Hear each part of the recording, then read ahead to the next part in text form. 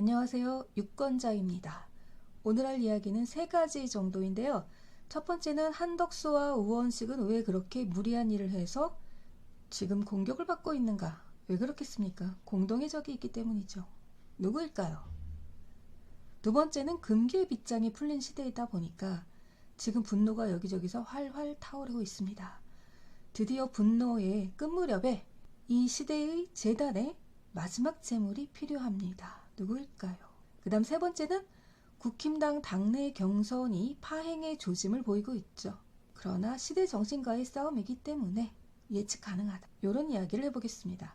자, 일단 한덕수 같은 경우에는 온건하기로 자타가 공인한 사람인데 왜 이렇게 파격 행보를 보여서 묻고 더블로가 지금 이걸로 한덕수를 지칭하고 있는데요. 도박사가 돼버렸습니다. 승부의 장에 뛰어들었습니다. 왜 그럴까요? 일단 마은혁 헌법재판관 임명과 마용주 대법관 임명은 기다리고 있던 수순이니까 그러려니 하는데 갑자기 헌법재판관 2명을 지명해버렸단 말이에요. 대통령 대행의 권한으로. 원래는 대통령 권한이지만 대통령이 없으니까 지금. 그런데 여기서 문제가 되는 건 이완규, 이 사람이 윤통과 매우 친하다, 가깝다. 거기다 계엄 다음날 안가에 모인 사람 중에 하나다. 이래서 민주당 측으로부터 내란 공범 피의자로 고발도 당한 상태다 보니 이래저래 말이 많은 건 사실이죠. 왜 꼭 이완규였을까? 이완규가 아니면 안 됐을까? 사실 우리 같은 유권자가 이렇게 헌법재판관 이름까지 알 필요는 없어요. 그런데 문제가 되니까 편의상 지칭을 해야 소통이 되니까 다른 사람들 이름은 말고 이완규 이름 정도만 기억을 합시다. 안 그래도 마은혁 이름 기억하고 있었잖아요. 자, 이건 지웁시다. 왜냐하면 오늘 마은혁 씨가 취임 인사하는 걸 들었는데요. 국민들이 자기에게 무엇을 걱정하는지 알고 있다. 공정하게 하겠다. 치우치지 않겠다. 대세 맹종하지도 않겠지만 소수에 치우치지도 않겠다라는 이야기를 해서 저 정도의 마인드, 자세를 보여주면 그래도 괜찮지 않을까.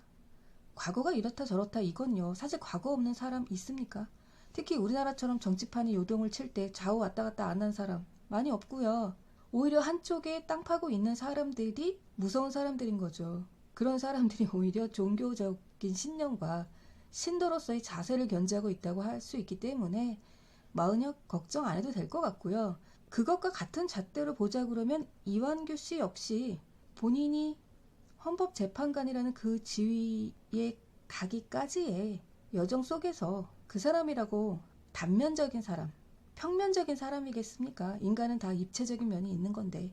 그럼 한덕수는 왜 다음 대통령이 당선돼서 대통령 권한으로 임명해야 할 헌법재판관 2명을 미리 지명해 버렸을까? 왜 그렇겠습니까? 이재명 때문이지. 이재명이 행여라도 대통령으로 당선되면 입법, 사법, 행정부가 완전히 한 사람의 권력에 의해 일사불란하게 움직이게 되는 그런 독재적 전체주의의 시대를 경계했기 때문인 거고, 우원식도 마찬가지죠. 국회의장으로서 계엄을 막아낸 공로도 있고 이미지도 좋은데 왜 민주당에 할 수 있는 개헌은 빨리 해서 대선 때 같이 투표로 정하자 이런 무리수를 두었을까요? 얘기하면 친명한테 어마어마하게 욕먹고 수박소리 들을 거 뻔한데 왜 그랬겠습니까? 이재명이 대통령으로 당선이 되면 더 이상 이런 얘기조차 할 수 없는 분위기가 될 걸 알고 있기 때문에, 그러니까 적어도 대선 후보로 나왔을 때는 그때는 유연한 모습과 중도 확장적 모습을 보일 수밖에 없기 때문에 이거를 기회로 못을 박아두자. 대통령의 권한을 줄이는 것 정도는 미리 처리를 하자라는 생각이 있었던 거죠.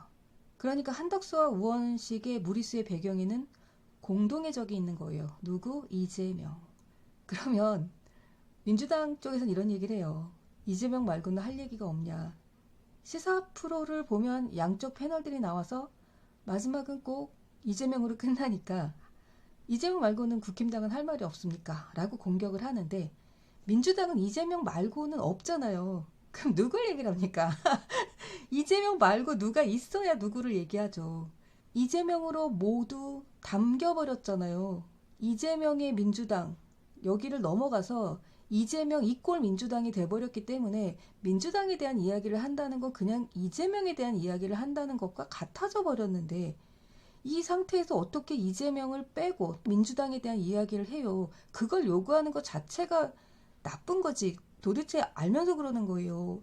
모르면서 그러는 거예요. 알면서 그러면 비겁한 거고 모르면서 그러면 무식한 거지.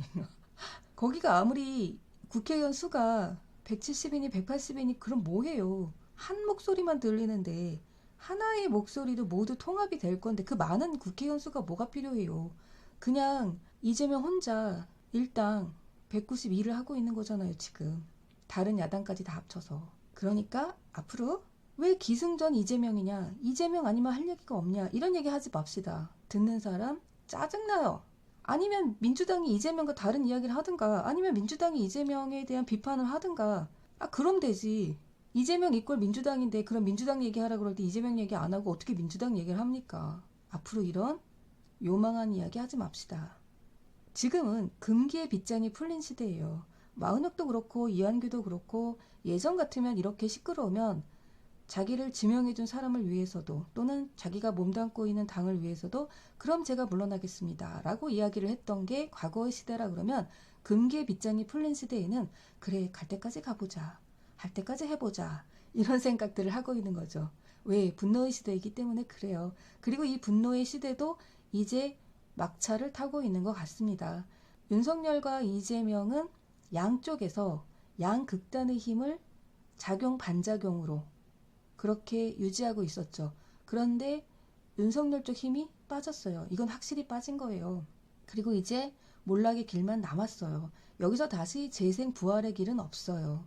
이 우상을 붙잡고 안달복달하는 사람들이 있어요. 왜냐면 윤석열이 중요한 게 아니라 우상이 중요하기 때문에 그 우상을 신처럼 받드는 신도들이 있기 때문에 그 신도들의 영향력과 신도들의 돈? 열정이라고 할까요? 근데 자본주의에서는 돈만큼 정확하고 객관적인 게 없어요. 그 돈의 흐름을 좌지우지할 수 있는 우상이 깨지면 우상을 매개로 해서 돈을 벌었던 사람들이 그 신도들을 붙잡고 있을 힘이 떨어지기 때문에 그 동력으로 깨진 우상이라도 붙잡고 있으려고 하는 그 힘이 마지막 그야말로 산불이 지나가 돼도 잔불이 남잖아요. 그 잔불처럼 버티고 있는 것 뿐이지 이미 윤석열은 무너진 거예요. 그럼 이제 누가 남았어요? 이재명. 그러니까 이 분노의 재단의 마지막 재물은 결국 누가 돼야 돼요? 이재명. 이거는 이 시대의 마지막 역할이기도 해요. 이재명이 싫다 좋다 이런 문제가 아니고요. 이 분노의 시대에 마지막 재물은 필요한 거예요. 마지막 우상은 깨져야 하는 거고요. 그러다 보니까 극단을 향해서 달려가는 이 잔불과 같은 세력들이 여전히 남아있을 수밖에 없고요. 그게 이제 양문석 같은 경우에 개헌, 개나 줘라 이런 표현을 썼더라고요. 잔불의 하나라고 할 수 있는 거고요. 윤상현 같은 경우에 한덕수가 나와야 된다. 한덕수에게 콜사인을 보냈고요. 소설가 전광용 씨가 윤상현을 모델로 껍빛단리를 쓴 것만 같아요. 나경원이나 오세훈 씨 같은 경우에는 껍빛단리의 후손인가 이런 생각을 주잖아요. 근데 윤상현 씨 같은 경우에는 껍빛단리의 모델 같아요. 전광용 씨가 우리 시대로 와서 윤상현 씨를 보고 껍빛단리를 쓴 게 아닐까 싶을 정도로 기회주의자의 롤모델, 완벽한 롤모델 같은 사람이죠. 안철수 씨하고의 인연도 있다 보니까 안철수가 대선 출마 선언할 때 거기 가 있었고 한동훈이 당대표에서 쫓겨날 때도 그 뒤에 윤상현이 따라와서 배웅을 했습니다. 그리고 지금은 한덕수한테 대통령 나오라고 요청을 하고 있죠. 경이로운 인물이에요. 그래서 전두환이라는 최고 권력자의 사위였다가 이혼한 후에도 롯데 계열이죠. 사장의 딸과 결혼을 해서 지금은 재벌 사위로서 그리고 국회의원으로서 부활을 한 껍빛단니가 울고 갈 모델입니다. 껍빛단니의 모델입니다. 이런 유형들이 분노의 시대 큰 재물, 윤석열과 이재명이라는 그 재물의 옆자리를 차지하고 있을 잔불에 구워질 소소한 재물이라고 할 수 있겠죠. 그리고 지금 국힘당 당내 경선이 파행의 조짐을 보이고 있는데 이 역시 잔불이라고 봐요. 시대 정신과의 싸움인 거거든요. 한동훈은 당원 규정상 1년 6개월 전에 당직을 그만뒀어야 되는데 그렇지 않기 때문에 나올 수 없다거나, 아니 근데 계엄이잖아. 계엄을 해가지고 이 난리가 난 거 아니야. 그러니까 이건 비상시니까 사실 관련이 없어서 김민전이가 살짝 페북에 올렸다가 바로 내렸다고 합니다. 이게 뭐 김민전 혼자만의 생각이거나 김민전 혼자만의 단독 행위였겠습니까? 잔불 세력에 꺼지지 않는 마지막 노력인 거죠. 그래서 그게 화라산처럼 타기는 좀 어렵고요. 그렇지만 꺼진 불도 다시 보자라는 말이 있듯이 자기 밥그릇이 달린 일은요, 옳고 그름 정의 이런 문제랑 아무 상관이 없어요. 대의 명분 이런 게 뭐가 있습니까?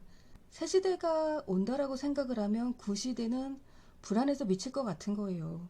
나도 인생에 새 시대의 주역으로 활약했던 때가 있었죠. 그 구시대들도. 그러니까 이제 물러날 때라고 생각하면 성숙한 사람인데 인간이 어디 그렇습니까? 대부분의 사람들은 짓밟혀서 완전히 뿌리가 뽑히기 전까지는 물러나질 않는 거죠. 스스로 물러나질 않죠. 권력이라는 게 스스로 물러나는 적이 없죠. 스스로 물러나는 권력은 새시대 정신인 건데 그런 새시대를 빨리 만들 수 있는 건 중도의 힘이다. 합리적 보수든 합리적 진보든 분노의 자신을 태우지 않는 뭔가 마음이 멀쩡한, 조금 그을릴 순 있죠. 분노의 시대에 그 그을림조차 없다는 게 말이 됩니까? 우린 인간이니까. 그치만 조금만 그을리고 그 분노의 화라산에 나를 집어넣지는 않는 그런 합리적 중도들이 결국은 마지막 재물을 퇴출할 때까지 정신줄 놓지 않고 있으면 이 시대 정신과의 싸움에서 이길 수 있습니다. 저는 개인적으로 한동훈을 지지하지만 그건 한동훈이 시대의 문을 가장 빠르게, 가장 정확하게 열 수 있는 그 스마트함과 일처리 능력을 높이 사는 거고요. 유승민이나 안철수처럼 균형과 견제를 위해서 그동안에 노력해왔던 사람들 지지하고요. 김문수도 중도 확장이 가능하다면 나쁜 카드는 아니라고 보고요.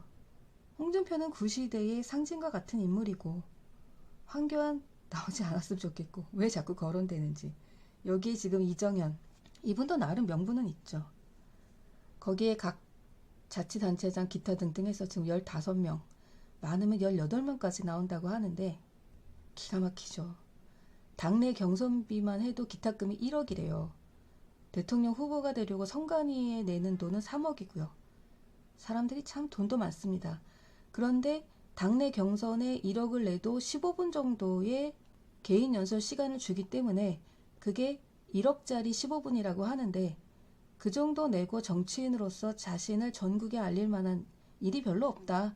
그래서 15명에서 많게는 18명까지 지금 거론이 되고 있고요. 그리고 지금 경선 룰 중에서 지금까지 4명 후보를 최종 경선에서 정리를 했다 그러면 지금 1대1 구도, 즉 2명 경선을 생각하고 있다는 이야기도 나오고 있죠. 왜냐하면 김문수 대 한동훈처럼 1대1 구도로 가면 당내 민심이 김문수로 쏠려 있으니까 아무래도 한동훈을 떨어뜨리기에 유용하지 않을까, 이런 생각을 하고 있다는 말이 나오고 있는데요. 그러나 이것도 이러나 저러나 얼마 안 남은 이 급박한 경선 기간에 경선 룰을 바꾼다는 건 불만만 더 많이 살 일이고 이재명에게 기회를 더 주는 걸 뿐이고 다른 후보들이 가만히 있을 리가 없고, 그리고 또 하나는 이런 온갖 음해 속에서 한동훈이 이겨나가야 대통령으로서의 자질이 보증이 되는 거지. 1대1 구도로 했더니 한동훈이 밀렸다. 그러면 이재명하고도 한동훈이 밀린다는 얘기죠. 그러니까 당내 룰이 어떻게 바뀌든 이걸 뚫고 나갔을 때 한동훈은 이재명을 이길 카드로 인정을 받게 되는 거고요. 이걸 못 뚫고 나간다면 차라리 한동훈에겐 그 다음 기회 개헌도 이루어지고 4년 대통령이 보장이 되는, 또는 그 전에 국회의원 기회를 얻을 수 있는 이런 걸 노려보는 게 더 나을 수도 있기 때문에 이러나 저러나 한동훈에겐 어느 쪽도 꽃길입니다. 그 꽃길 아래 모두 자갈밭이어서 그렇지 영웅은 환경을 탓하지 않죠. 환경이 어려울수록 영웅이 빛나는 법이죠. 그래서 저는 한동훈이 이거를 잘 헤쳐나갈 거라 믿고요. 한동훈을 지지하는 사람들 그리고 한동훈을 도와주고 있는 사람들의 그 능력과 자질과 노력과 애정을 그 순도를 굉장히 높게 보고 있습니다. 그럼에도 불구하고 김문수가 한동훈을 넘는다 그러면 그거는 시대가 김문수를 부르는 거예요. 김문수가 시대 정신을 이끌어 가야 될 타자가 되는 거죠. 그리고 그 기회가 유승민 안철수에게 온다고 하면 근데 이게 너무나 확률이 적어서 그 역시 새로운 시대의 문을 열 자격을 얻게 되는 거고요. 그 외에 자기 PR을 하기 위해서 나오신 분들은 그냥 자기 PR 하시면 되고요. 홍준표, 오세훈 이분들은 구시대를 연장하는 거기 때문에 우리가 바라는 새시대를 향한 염원이 더 길어지고 이재명이 대통령이 되는 걸 보게 만드는 책임이 있게 될 겁니다. 이재명이 대통령이 되면 물론 이재명을 위한 대한민국이 되겠죠. 그리고 이재명 주변에 머리를 조아리는 사람들만 밥그릇을 보장받겠죠. 근데 그거보다 더 괴로운 건 전체주의, 집단주의가 횡행하게 되는 이 시대를 견디는 게 괴로운 거죠. 지지자들 중에는 이재명 지지자들 중에는 이재명이가 그렇게 무서워? 그렇게 죄를 많이 지었어? 이렇게 말하는 사람들이 있는데 천만의 말씀 만만의 콩떡이죠. 이재명이 그렇게 정의로운 사람이면 뭐를 걱정을 하겠어요. 집단주의 전체주의가 뒤늦게 우리나라를 장악하게 됐을 때 중국의 문화혁명과 같은 그런 꼴을 우리가 겪게 된다면 역사가 너무나 퇴보하는 거니까 그게 안타까운 거죠. 지금 시대가 너무 빠르게 흘러가고 있단 말이에요. AI 이거 인간이 어떻게 제어하지 못할 정도로 인간이 원래 그렇잖아요. 자기네들이 만들어 놓고 거기에 질질 끌려가는 AI도 아마 그렇게 될 전망이 매우 높은데 여기서 마냥 뒤처져서 뒤처지다 못해 막 중세까지 되돌아가. 아예 되돌아갈 바에는 그냥 확 되돌아갈까요? 근대에서 지금 새로운 정말 과거에 근대의 완성이 어쩌고 저쩌고 이걸 넘어서 정말 탈근데 근대 이후의 세계가 펼쳐지고 있는데 여기서 못 따라갈 거니까 아예 그냥 중세로 돌아가서 그냥 기도하고 우상숭배하고 이재명은 신이다 이러면서 하늘이 내리신 왕이다 막 이런 왕권 신수설 놀이하면서 아 끔찍합니다. 끔찍합니다. 시대의 정신을 빨리 우리에게 가져다 줄 사람 그런 사람으로 가려면 한동훈이 가장 적합하다 그 얘기입니다. 여기까지 4월 9일의 유권자 생각이었습니다.